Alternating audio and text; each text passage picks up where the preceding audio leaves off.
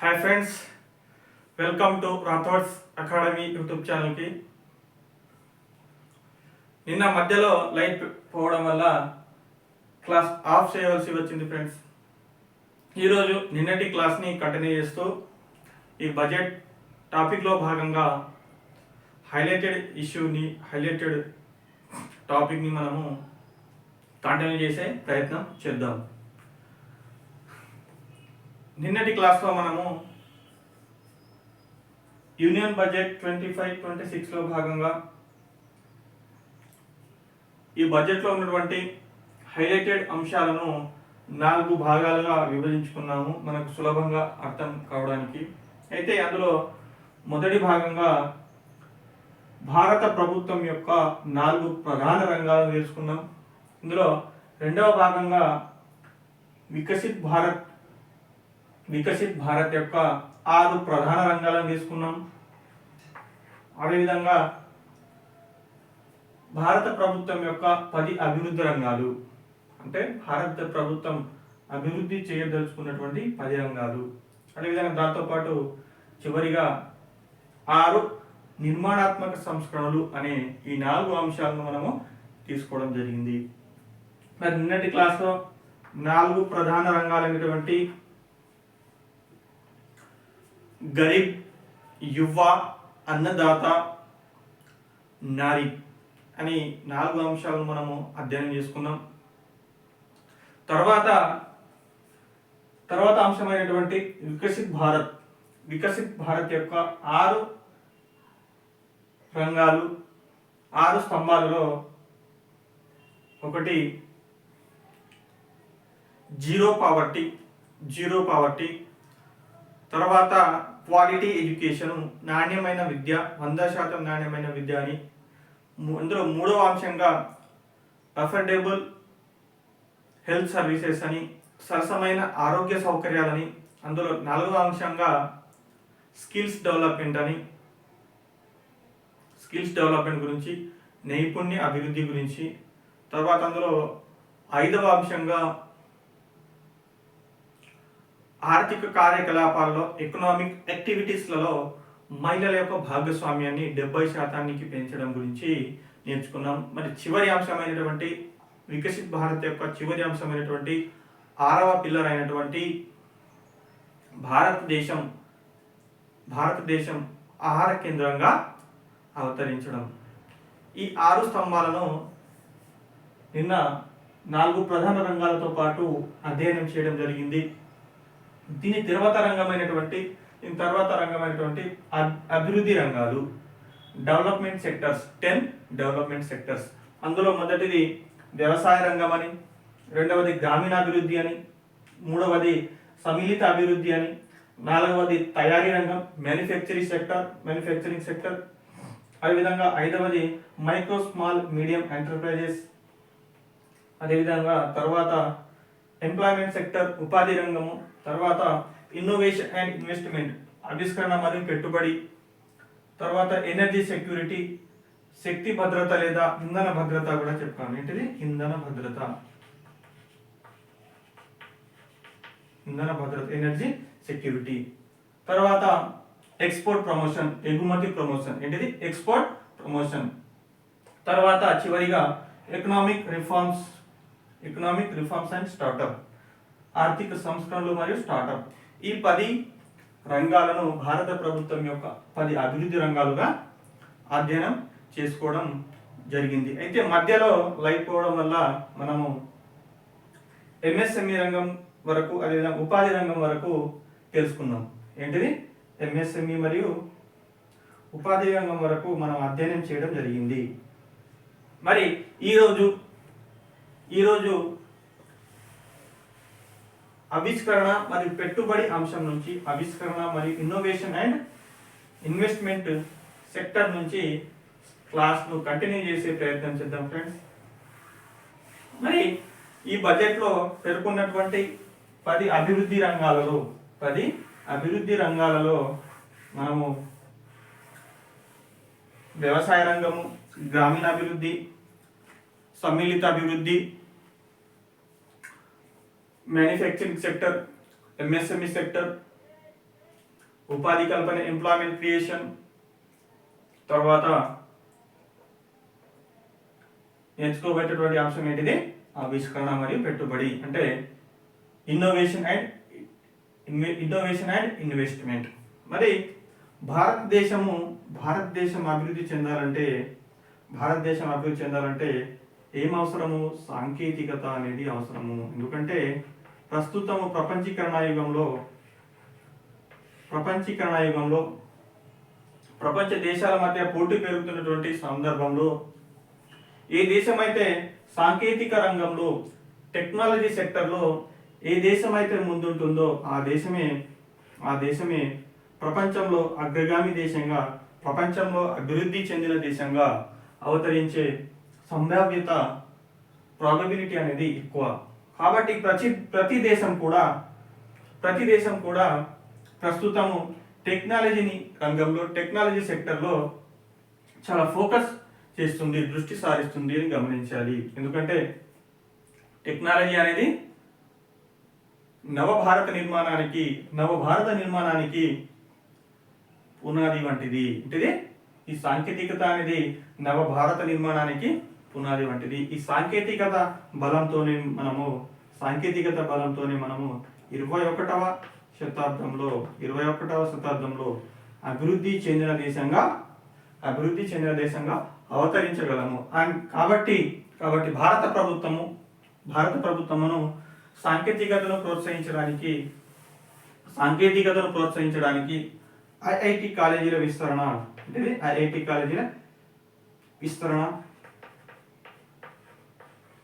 అదేవిధంగా research and development fund, పరిశోధన మరియు అభివృద్ధి నిధి, రీసెర్చ్ అండ్ డెవలప్మెంట్ ఫండ్. ఎందుకంటే ఏ పని చేయాలన్నా కూడా రిసోర్స్ అనేది చాలా ముఖ్యము. రిసోర్స్ లో ఒకటి ఫిజికల్ రిసోర్స్, ఒకటి క్యాపిటల్ రిసోర్స్. ఫిజికల్ రిసోర్స్ లో raw material, man power etcetera. మరి క్యాపిటల్ రిసోర్స్ లో మనీ అనేది ముఖ్యమైన వరవు. ఏ సాంకేతికత అభివృద్ధి చెందాలన్నా, ఏ టెక్నాలజీ డెవలప్మెంట్ చేయాలన్నా కూడా, మార్కెట్లో కొత్త వస్తువులను ప్రవేశపెట్టాలన్నా కూడా పరిశోధన మరియు అభివృద్ధి రంగం పైన పెట్టుబడి అనేది చాలా కీలకము.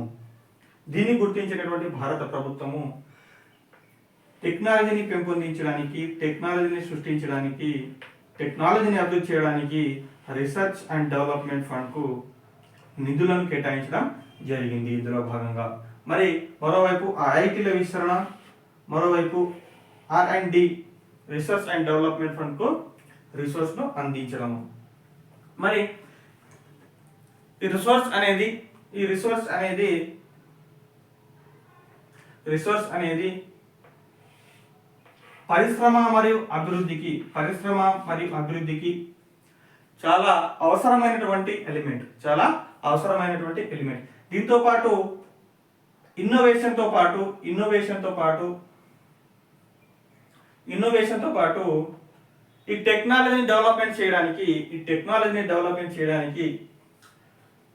ప్రైవేట్ సెక్టర్ కావచ్చు, గవర్నమెంట్ సెక్టర్ కావచ్చు. మరి ప్రైవేట్ సెక్టర్, గవర్నమెంట్ సెక్టర్లు ఇందులో ఉన్నటువంటి ముఖ్యాంశాలను మనం అధ్యయనం చేసినట్లయితే డిఫెన్స్ రంగంలో ప్రస్తుతం భారతదేశం ప్రభుత్వ వనరులు మాత్రమే వినియోగిస్తుంది. డిఫెన్స్ రంగంలో ప్రభుత్వ వనరులనే ఎక్కువగా ప్రభుత్వ వనరులు మాత్రమే వినియోగిస్తుంది. మరి టెక్నాలజీ డెవలప్మెంట్ విషయంలో పరిమిత వనరులు సరిపోవు. కాబట్టి మరింత టెక్నాలజీని అభివృద్ధి చేయడానికి మరింత వనరులు అవసరము. కాబట్టి వనరులను సమీకరించడానికి ప్రైవేట్ పెట్టుబడులను కూడా ఫోకస్ చేయడం జరిగింది.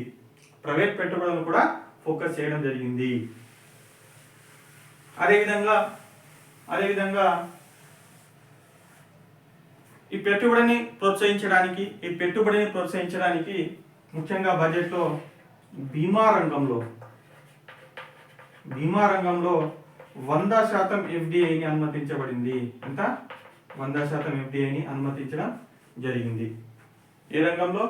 బీమా రంగంలో. అంటే ఇన్సూరెన్స్ సెక్టర్లో, బీమా రంగంలో 100% FDIని ప్రోత్సహించడం జరిగింది. అదేవిధంగా దీని తర్వాత అంశమైనటువంటి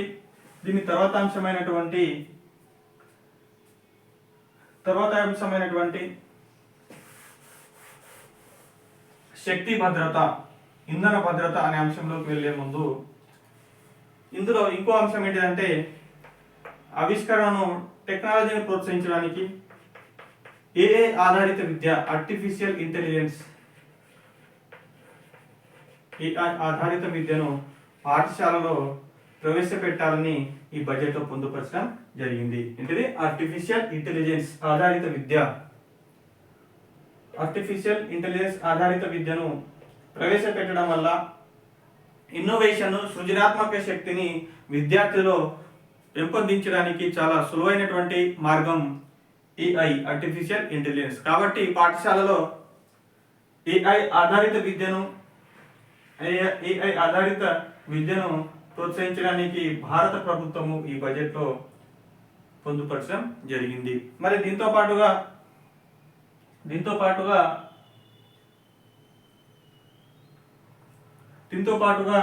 ఇందులో ఉన్నటువంటి తర్వాత అంశాన్ని మనం అధ్యయనం చేసినట్లయితే ఎనర్జీ సెక్టర్. ఏంటది? ఎనర్జీ సెక్టర్, ఇంధన భద్రత. భారతదేశము అభివృద్ధి చెందిన దేశంగా అవతరించాలంటే ప్రపంచంలో ఇప్పటి వరకు అభివృద్ధి చెందిన దేశాల యొక్క ఆర్థిక స్థితిని మనం అధ్యయనం చేసినట్లయితే ఇటు USA కావచ్చు, ఇటు యూరోపియన్ దేశాలు కావచ్చు, ఈ దేశాలలో ఇండస్ట్రియల్ అనేది, పారిశ్రామిక రంగం అనేది చాలా ఉన్నత స్థితికి ఎదిగింది. ఏంటిది?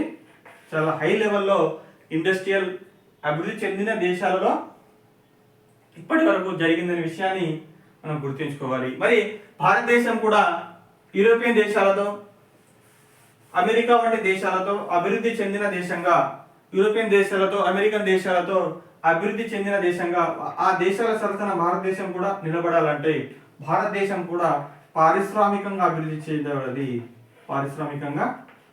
చెందాలి. ఎందుకంటే ప్రస్తుతం భారత జీడిపిలో ఇండస్ట్రియల్ సెక్టర్ వాటా సుమారు 17 నుంచి 20% మాత్రమే. 17 నుంచి 20% మాత్రమే ఇండస్ట్రియల్ సెక్టర్ వాటాను కలిగి ఉంది భారత జీడిపిలో ఇండస్ట్రియల్ సెక్టర్. కాబట్టి భారత జీడిపిలో ఇండస్ట్రియల్ సెక్టర్ వాటాను పెంచాలంటే ఇండస్ట్రియల్ సెక్టర్ డెవలప్మెంట్ కావాలంటే, పారిశ్రామిక రంగం అభివృద్ధి చెందాలంటే ఎనర్జీ సెక్టర్ అనేది చాలా కీలకము. ఎనర్జీ సెక్టర్ అనేది చాలా కీలకమైనటువంటి రంగము. కాబట్టి భారత ప్రభుత్వము ఎనర్జీ సెక్యూరిటీని పెంపొందించడానికి విద్యుత్ సంస్కరణలు తీసుకురావడం జరిగింది. ఇది విద్యుత్ సంస్కరణలను తీసుకురావడం జరిగింది. దీని కింద రాష్ట్రాలకు 0.5% అదనంగా భారత ప్రభుత్వము రుణాలను కల్పిస్తుంది. ఎందుకు? విద్యుత్ రంగంలో మరింత సంస్కరణలను తీసుకురావడానికి భారత ప్రభుత్వము రాష్ట్రాలకు 0.5% అదనంగా రుణాలను అందిస్తుంది. అదేవిధంగా విద్యుత్ బిల్లుల పైన కూడా విద్యుత్ సంస్కరణలను తీసుకురావడం కోసము ఈ బడ్జెట్లో ఎనర్జీ సెక్యూరిటీ అనే అంశాన్ని పొందుపరచడం జరిగింది. దీని తర్వాత రంగమైనటువంటి ఎక్స్పోర్ట్ ప్రమోషన్. దీని తర్వాత రంగం ఏంటిది? అభివృద్ధి రంగాల్లో తర్వాత రంగము 9వ రంగమైనటువంటి ఎక్స్పోర్ట్ సెక్టర్. ఎక్స్పోర్ట్ ప్రమోషన్ ఏంటిది? ఎక్స్పోర్ట్ ప్రమోషన్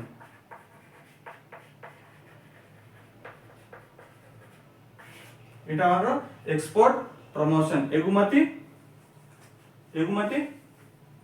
ప్రోత్సాహం. ఎగుమతిని ప్రోత్సహించాలంటే భారతదేశం అభివృద్ధి చెందాలంటే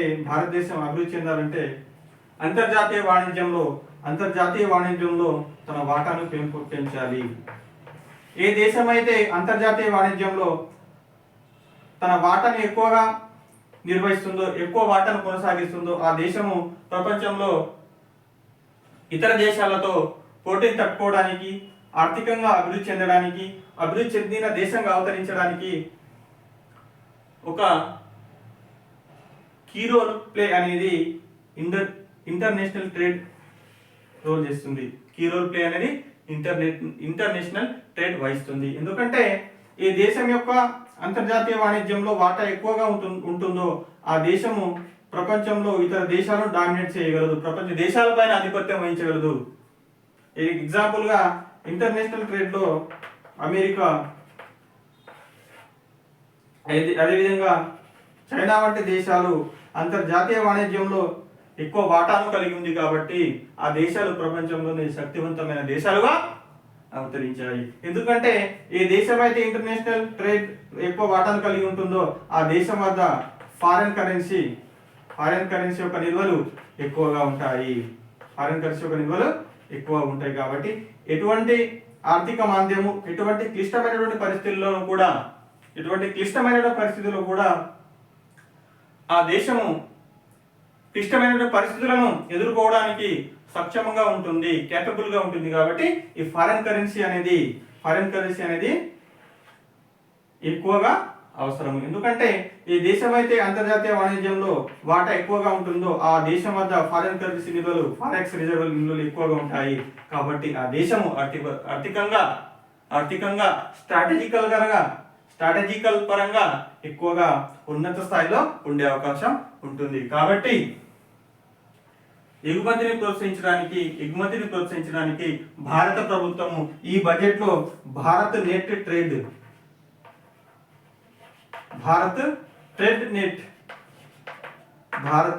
ట్రేడ్ నెట్ పాలసీని అవలంబిస్తుంది.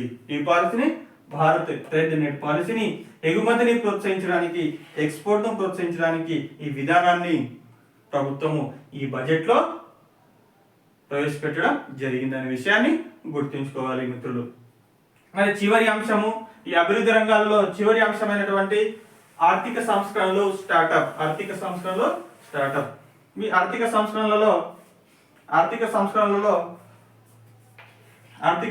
ఒకటి, ఇందులో ఎఫ్డిఐను బీమా రంగంలో, ఇన్సూరెన్స్ రంగంలో ఎఫ్డిఐను 100% అవకాశం కల్పించడం జరిగింది.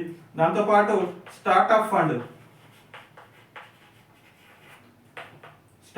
అనేది 10,000 కోట్లతో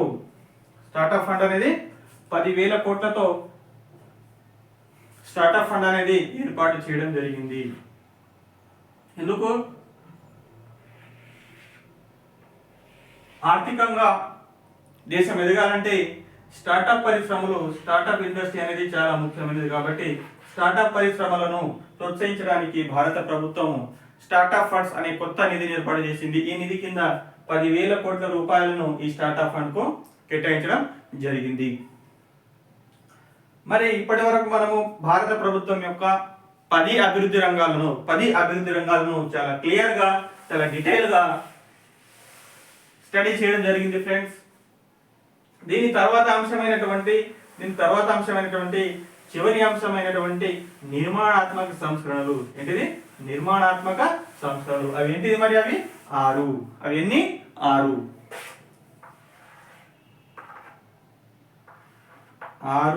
నిర్మాణాత్మక సంస్కరణలు. 6 నిర్మాణాత్మక సంస్కరణలలో మొదటిది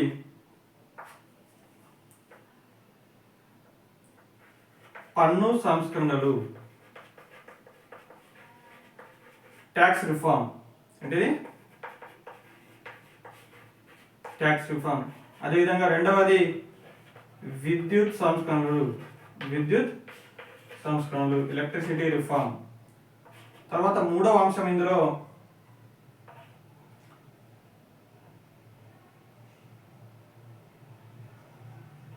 పట్టణీకరణ, అర్బనైజేషన్. డిజిటలైజేషన్. ఇందులో 4వ అంశము మైనింగ్. అంటే మైనింగ్.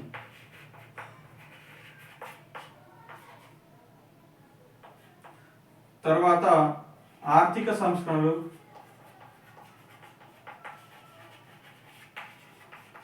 Economic reform. తర్వాత రెగ్యులేటరీ సంస్కరణలు,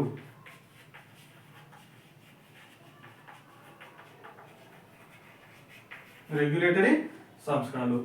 ఇందులో మరి మొదటి పన్ను సంస్కరణలలో, పన్ను సంస్కరణల కింద ఈ బడ్జెట్లో ముఖ్యంగా new tax policy, new tax regime ని తీసుకురావడం జరిగింది. న్యూ ట్యాక్స్ రిజిమ్ ని తీసుకురావడం జరిగింది.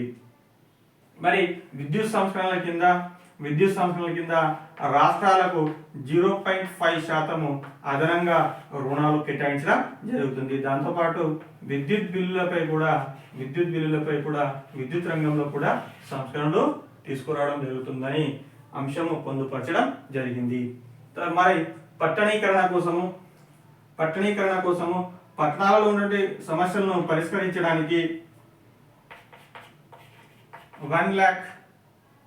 1 lakh crore ముఖ్యంగా అర్బన్ ఛాలెంజ్ ఫండ్ ను ప్రవేశపెట్టడం జరిగింది. అంటే 1 lakh crore తో అర్బన్ ఛాలెంజ్ ఫండ్ ని ప్రవేశపెట్టడం జరిగింది. అదేవిధంగా మైనింగ్ రంగంలో ఈ మైనింగ్ రంగాన్ని ప్రోత్సహించడానికి ముఖ్యంగా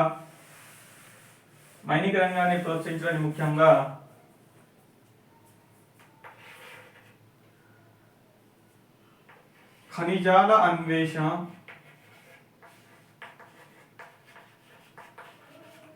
రీసెర్చ్ ఆఫ్ మినరల్, ఖనిజాల అన్వేషణ. రెండవది మైనింగ్ రంగంలో ప్రైవేట్ పెట్టుబడులను ఆకర్షించడము అనేది ఇందులో ముఖ్యమైనటువంటి అంశము. ఖనిజాల అన్వేషణ, ప్రైవేట్ పెట్టుబడులను ఆకర్షించడము, అదేవిధంగా మైనింగ్ రంగంలో పారదర్శకతను పాటించడము.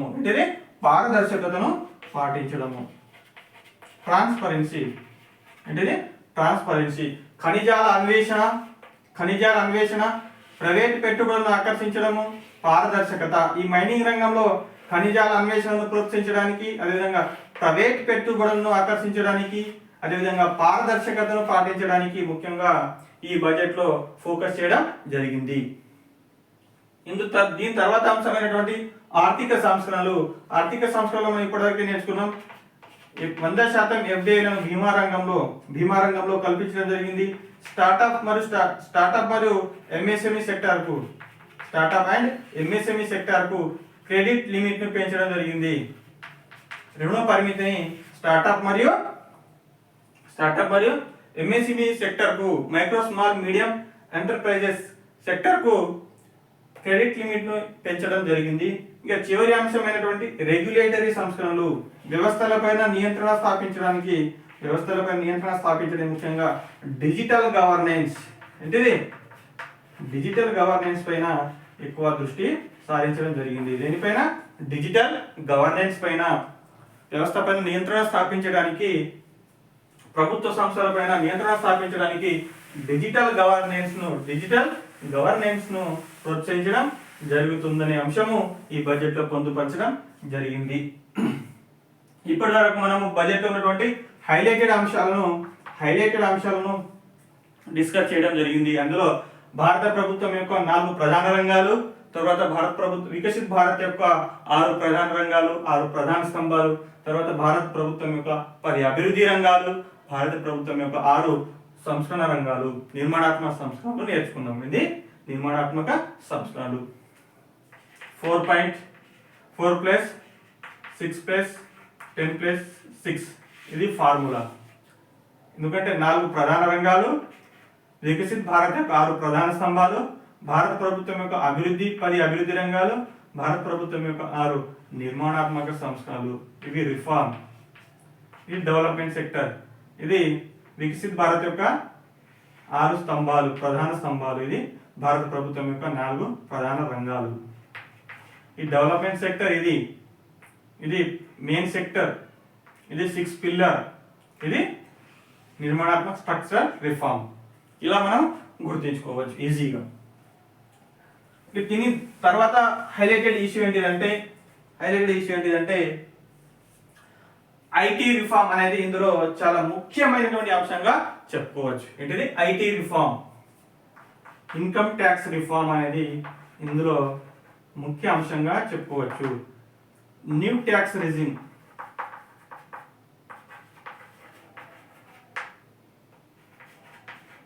Of union budget 25-26. మరి ఈ బడ్జెట్లో ముఖ్యంగా 12 లక్షల వరకు పన్ను నుండి మినహాయింపు ఇవ్వడం జరిగింది. ఎన్ని లక్షలు? 12 లక్షల వరకు మినహాయింపు ఇవ్వడం జరిగింది. అదేవిధంగా స్టాండర్డ్ డిడక్షన్ కింద 75,000ను మినహాయింపు ఇవ్వడం జరిగింది. ఏంటిది? 75,000ను మినహాయింపు ఇవ్వడం జరిగింది. అంటే ఒక ప్రభుత్వ ఉద్యోగి యొక్క వేతనము 12,75,000 ఉన్నప్పటికీ ఆ ప్రభుత్వ ఉద్యోగి పైన ఎటువంటి పన్ను విధించబడదు as per new tax regime union budget 25-26 ప్రకారం. ఎందుకంటే ఈ 75,000 అనేది స్టాండర్డ్ డిడక్షన్ కింద మినహాయింపు ఇవ్వడం జరిగింది. స్టాండర్డ్ డిడక్షన్ ఏంటిదంటే ఒక ఉద్యోగి యొక్క మొత్తం జీతం నుంచి తీసివేయబడినటువంటి మొత్తాన్ని ఏమంటాము? స్టాండర్డ్ డిడక్షన్ అంటాము. ఈ స్టాండర్డ్ డిడక్షన్ కింద 75,000ను మినహాయింపు ఇవ్వడం జరిగింది. అంటే మొత్తంగా చూసుకున్నట్లయితే 12,75,000 వరకు ఉద్యోగి పైన పన్ను విధించడం జరగదు. పన్ను నుంచి మినహాయింపు కల్పించడం జరుగుతుంది. మరి దీని తర్వాత అంశమైనటువంటి పరిశీలిస్తే ఈ ట్యాక్స్ రిజిమ్ ని మనం ఒకసారి అంచనా వేసినట్లయితే ఈ న్యూ ట్యాక్స్ రిజిమ్ అనేది ముఖ్యంగా 0 నుంచి 4 lakhs వరకు ఎటువంటి ట్యాక్స్ విధించబడదు. నీల్ ఏంటిది?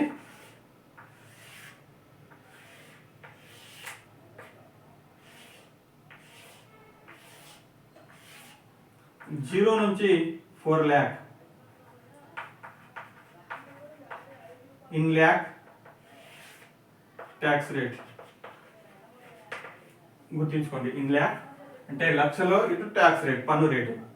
0 నుంచి 4 lakh వరకు 0 లేదా నిల్ ఎటువంటి పన్ను విధించబడదు. దీని తర్వాత 4 lakh నుంచి 8 lakhs వరకు 5% tax rate in percentage. Okay, 0 నుంచి 4 వరకు నిల్లు, 4 నుంచి 8 వరకు 5%, ఈ 8 నుంచి 12 వరకు 10%, అదేవిధంగా 12 నుంచి 16 వరకు 15%, తర్వాత 16 నుంచి 20 వరకు 20%, అదేవిధంగా 20 నుంచి 24 వరకు 25%,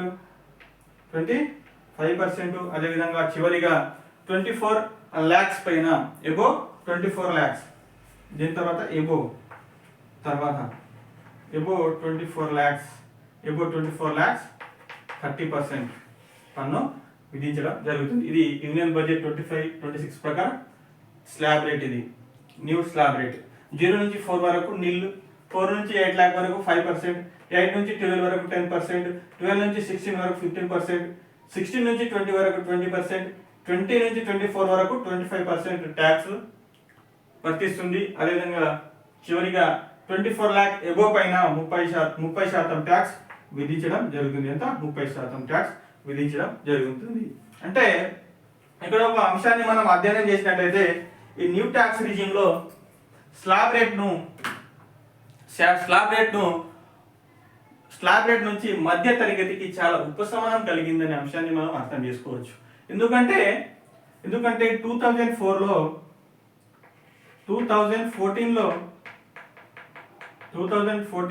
ఈ స్లాబ్ రేట్ అనేది 2.5 నుంచి ఉండేది. అంటే పన్ను 2.5 కన్నా ఎక్కువ ఆదాయం ఉన్నట్లయితే పన్ను విధించడం జరిగేది. తర్వాత 2019లో దీన్ని 5 lakhs వరకు పెంచారు. తర్వాత 2023లో 7.5 lakhs 7 lakhs చేశారు. అదేవిధంగా 2024లో దీనిని 2024లో అదే ఇదే కంటిన్యూ చేయడం జరిగింది. 2025లో దీనిని 12 lakhs వరకు పెంచడం జరిగింది. అంటే 25లో 12 lakhs పైన ప్లస్ స్టాండర్డ్ డిడక్షన్. ఉద్యోగి అయితే పైన ఉంటే మాత్రం పన్ను వర్తిస్తుంది, లేదా వర్తించదు. పన్ను నుంచి మినహాయింపు కల్పించడం జరుగుతుంది. అంటే క్రమంగా స్లాబ్ రేట్ను పన్ను నుంచి మధ్యతరగతికి ఉపశమనం కల్పించడం జరిగింది. భారత ప్రభుత్వం ద్వారా మధ్యతరగతి యొక్క ఆదాయాన్ని పెంచడానికి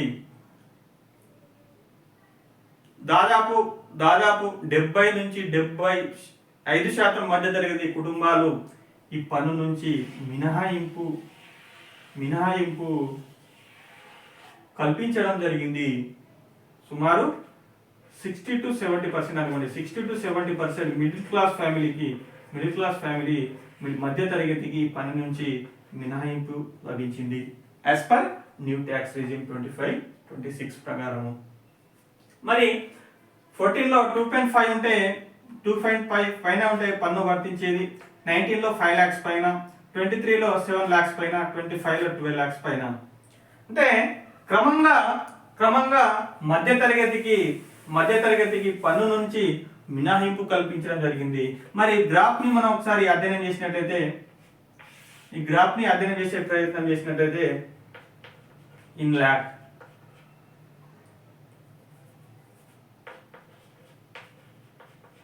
ఇటు అమౌంట్, ఇటు ఇయర్.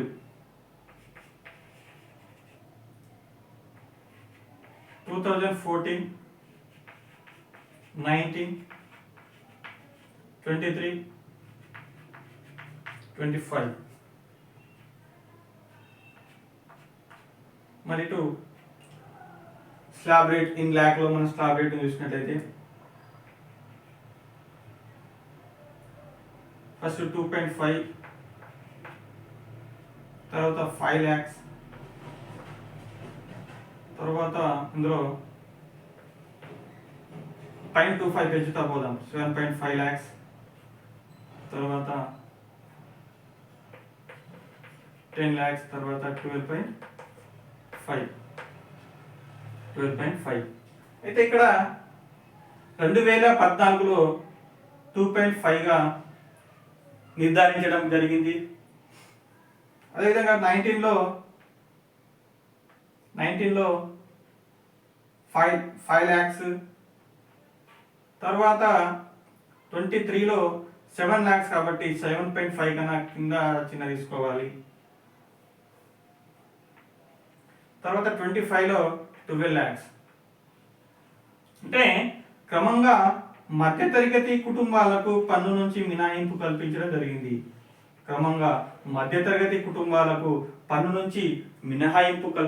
అంటే గ్రాఫ్ అనేది పెరుగుతూ పోతుంది. మినహాయింపు అనేది పెరుగుతూ ఉంది మధ్యతరగతి కుటుంబాలకు. అయితే ఏ విధంగా అయితే ప్రభుత్వము మధ్యతరగతి కుటుంబాలకు ప్రజలకు పన్ను నుంచి మినహాయింపు కల్పిస్తుందో ఆ విధంగా ప్రజల యొక్క ఆదాయం పెరుగుతూ ఉంటుంది.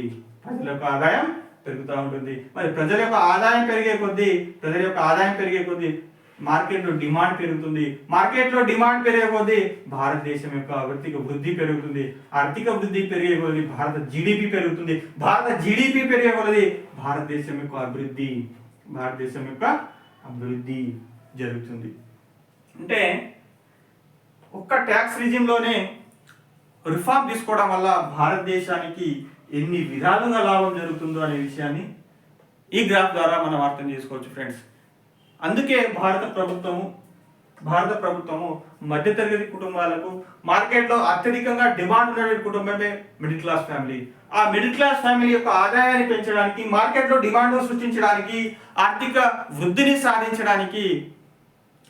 అభివృద్ధిని సాధించడానికి ఈ పన్ను నుంచి మినహాయింపు కల్పించడం జరిగింది. ఎప్పుడైతే మధ్యతరగతి యొక్క ఆదాయం పెరుగుతుందో అప్పుడే పొదుపు పెరుగుతుంది, సేవింగ్స్ పెరుగుతుంది. బ్యాంక్స్లలో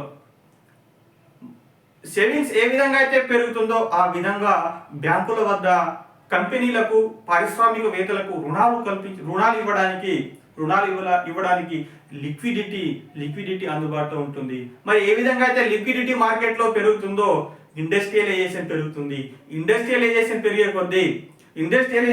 కొద్దీ మార్కెట్ ఉపాధి అవకాశాలు పెరుగుతాయి. ఈ ఉపాధి అవకాశాలు పెరిగే కొద్దీ మార్కెట్లో ప్రజల యొక్క ఆదాయం పెరుగుతుంది. ప్రజల యొక్క ఆదాయం పెరిగే కొద్దీ మార్కెట్లో డిమాండ్ పెరుగుతుంది. ఏ విధంగా అయితే డిమాండ్ పెరుగుతుందో వస్తువులు మరియు సేవల యొక్క ఉత్పత్తి పెరుగుతుంది. సేవల యొక్క ఉత్పత్తి పెరిగితే ఆటోమేటిక్గా భారతదేశం యొక్క జీడిపి జంప్ అవుతుంది. అందుకే భారత ప్రభుత్వము ఈ ట్యాక్స్ నుంచి మినహాయింపు ఇవ్వడం వెనుక ఒక లాజిక్ ఉందనే అంశాన్ని గ్రహించింది. కాబట్టి ఈ యూనియన్ బడ్జెట్లో 25-26లో ట్యాక్స్ నుంచి మిడిల్ క్లాస్ ఫ్యామిలీకి చాలా వరకు ఉపశమనం కల్పించింది అనే అంశాన్ని గుర్తుంచుకోవాలి మిత్రులారా. మరి ఈ తర్వాత టాపిక్ అనేటువంటి అంశాన్ని అధ్యయనం చేసినట్టయితే ఒకటి చిన్న టాపిక్, అది హైలైటెడ్ ఇష్యూ ఏంటిదంటే అది అందులో టీడీఎస్ మరియు టీసీఎస్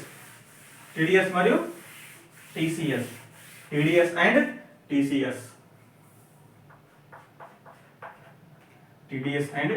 TCS. ఇది ట్యాక్స్ డిడక్షన్ ఎట్ సోర్స్. దీని అర్థం ఏంటిది? Tax deduction at source. TCS అంటే tax collected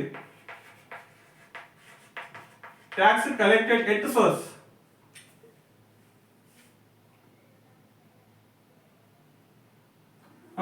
tax deduction at source, tax collected at source.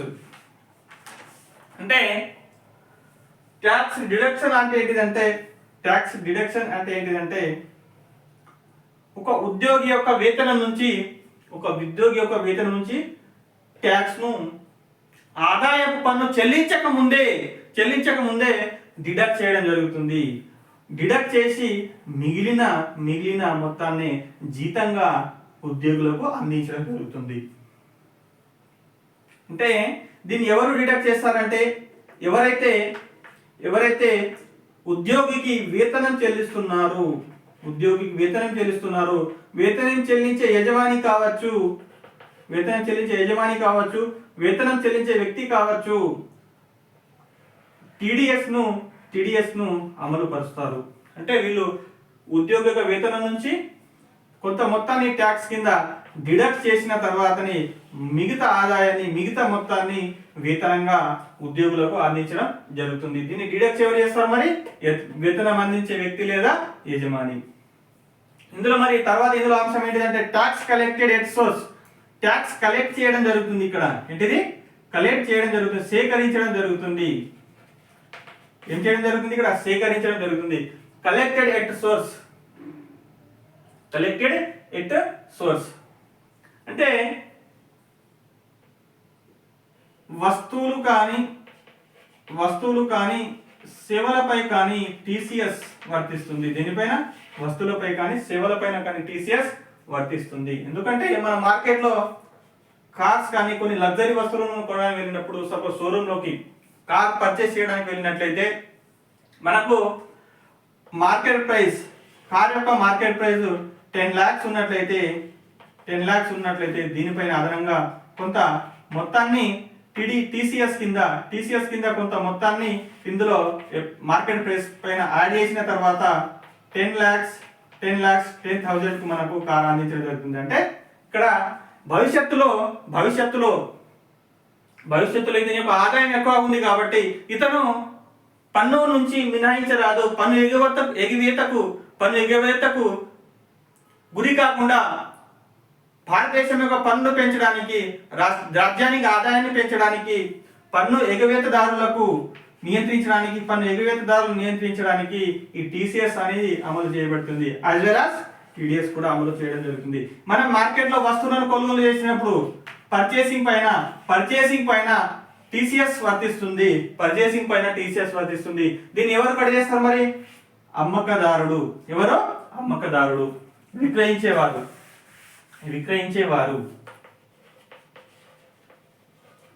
విక్రయించేవారు లేదా వస్తువు సేవలను అమ్మేవారు టీసీఎస్ ను కట్ చేస్తారు.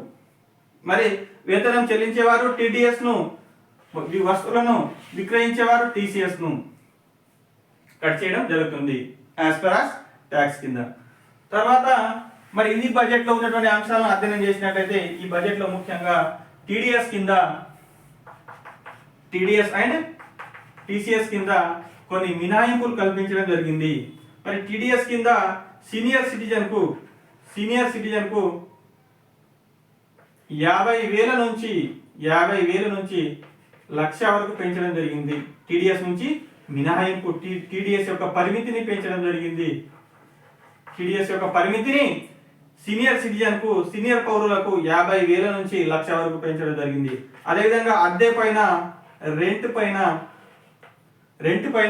2.4 lakhs నుంచి 2.4 lakhs